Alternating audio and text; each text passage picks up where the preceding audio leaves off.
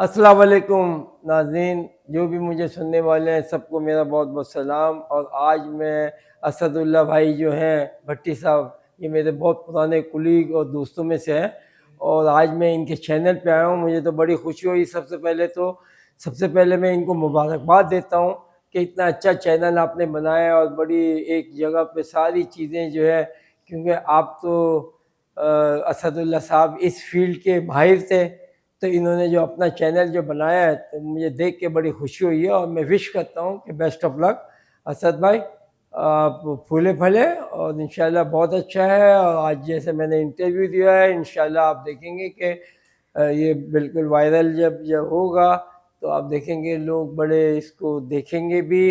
और भी क्रिकेटर जो हैं आप उनको भी बुलाएं, दूसरी फील्ड के भी लोग हैं उनको बुलाएं, क्योंकि ये दूसरी चैनलों पे तो ये होता है कि एक लिमिट टाइम होता है। यहाँ पर ये है कि आप अपनी कोई भी चीज़ है ना तफसील जो है ना वो बता सकते हैं, तफसीली है ना बात कर सकते हैं, बता सकते हैं। तो ये यूट्यूब चैनल जो होते हैं ये बड़े अच्छे होते हैं और आपने तो बड़ा प्रोफेशनल लेवल पे किया है। I wish you best of luck. अस्सलाम वालेकुम।